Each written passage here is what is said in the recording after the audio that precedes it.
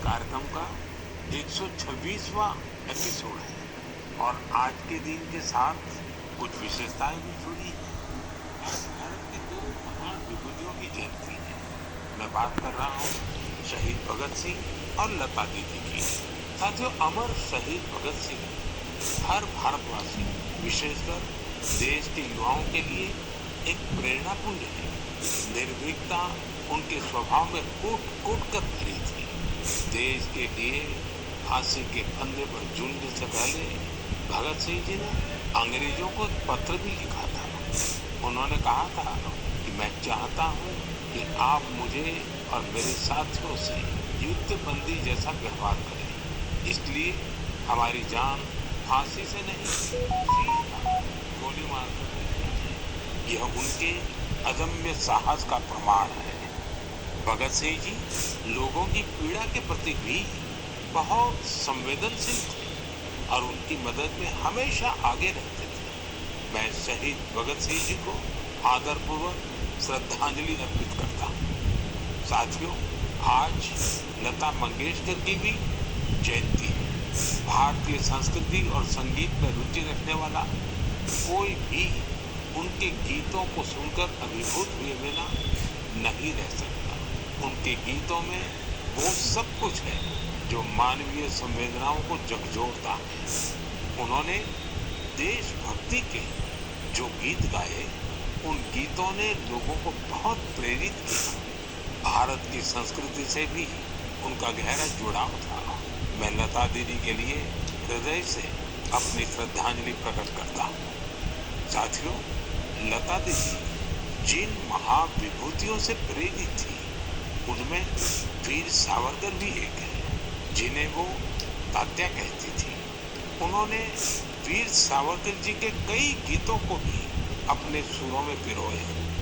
लता दीदी से मेरा स्नेह का जो बंधन था, वो हमेशा कायम रहा। वो मुझे बिना भूले हर साल राखी भेजा करती थी। मुझे याद है, मराठी सुगम संगीत की महान हस्ती सुधीर फड़के जी ने सबसे पहले लता दीदी से मेरा परिचय कराया था और मैंने लता दीदी को कहा कि मुझे आपके द्वारा गाया और सुधीर जी द्वारा संगीतबद्ध गीत ज्योति कलश छलके बहुत पसंद है। साथियों, आप भी मेरे साथ इसका आनंद लीजिए।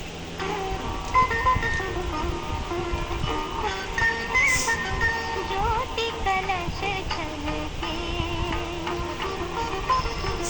ज्योति कलश छलके, ज्योति कलश छलके,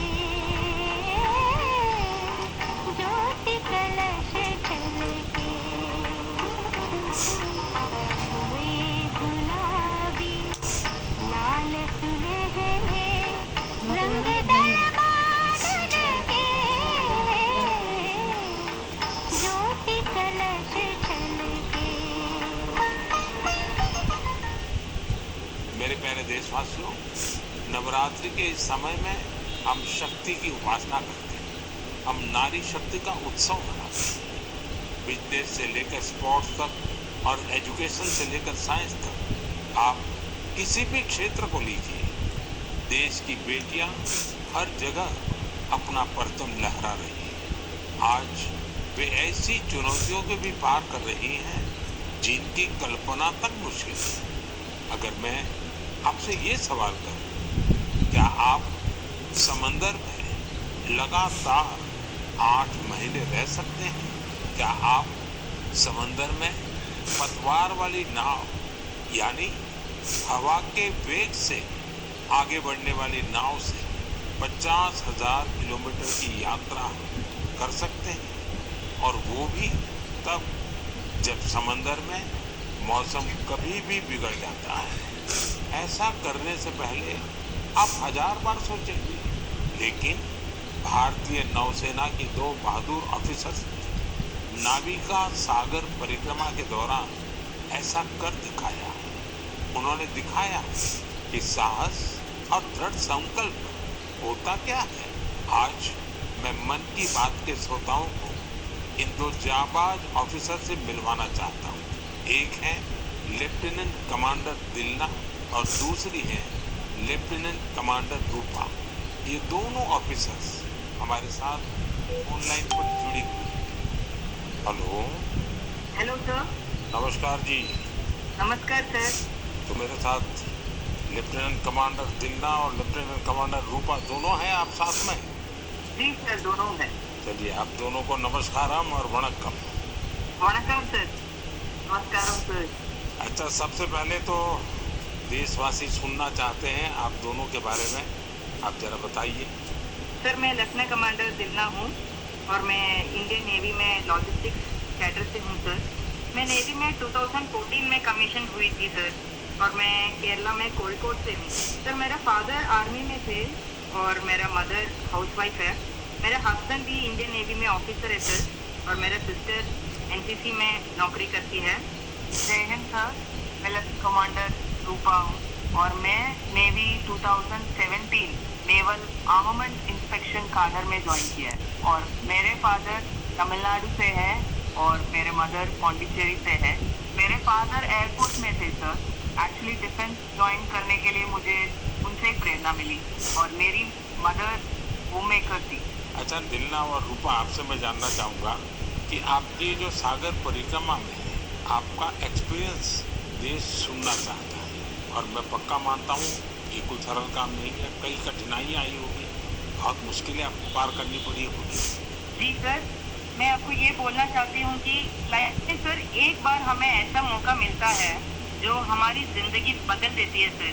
और ये सर्कम नेविगेशन वो हमारे लिए ऐसी एक अपॉर्चुनिटी थी जो इंडियन नेवी और इंडियन गवर्नमेंट ने हमें दिया है। और इस एक्सपीडिशन में हम लगभग 47,500 किलोमीटर सेल किया सर। हमने 2 अक्टूबर 2024 को निकला गोवा से और 29 मई 2025 को वापस आया। और इस एक्सपीडिशन हमें कंप्लीट करने के लिए 238 डेज लगे सर और 238 डेज हम सिर्फ दोनों थे सर इस बोट पे।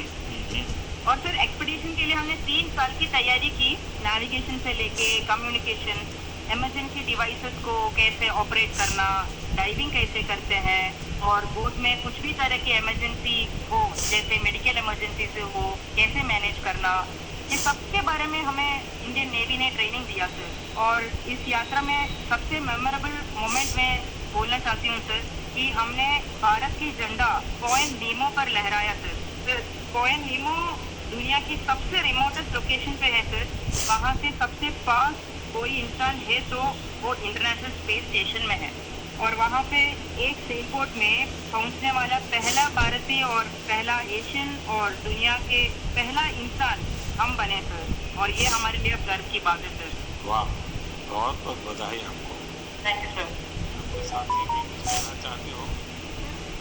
मैं ये कहना चाहती हूँ कि इस एयरपोर्ट से इस दुनिया का सर्कम नेविगेशन जो किया है उनका नंबर माउंट एवरेस्ट पहुंचने वाले के नंबर से बहुत कम है और एक्चुअली जो सेल बोट से अकेले जो सर्कम नेविगेशन करते हैं उनके नंबर जो स्पेस में गए हैं उनके नंबर से भी बहुत कम है।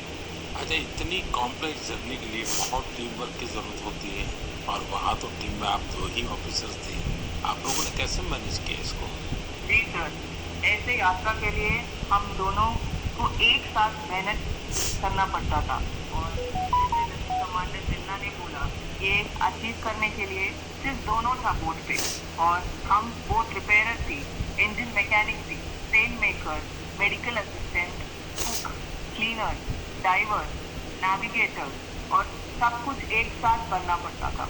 और ये हमको अचीव करने के लिए इंडियन नेवी का बड़ा कंट्रीब्यूशन था और हमको हर तरह की ट्रेनिंग दिया है। एक्चुअली सर, हम 4 साल से साथ सेल कर रहे हैं तो एक दूसरे की स्ट्रेंथ और वीकनेस हम अच्छी तरह से जानते हैं। इसलिए हम सबको कहते हैं कि हमारे बोट पर एक इक्विपमेंट थी जो कभी फेल नहीं हुआ, वो हम दोनों का टीम वर्क था। अच्छा, जब मौसम खराब होता था, क्योंकि समुद्री दुनिया तो ऐसी ही है, या मौसम का कोई ठिकाना नहीं, तो आप उस सिचुएशन को कैसे हैंडल करते थे?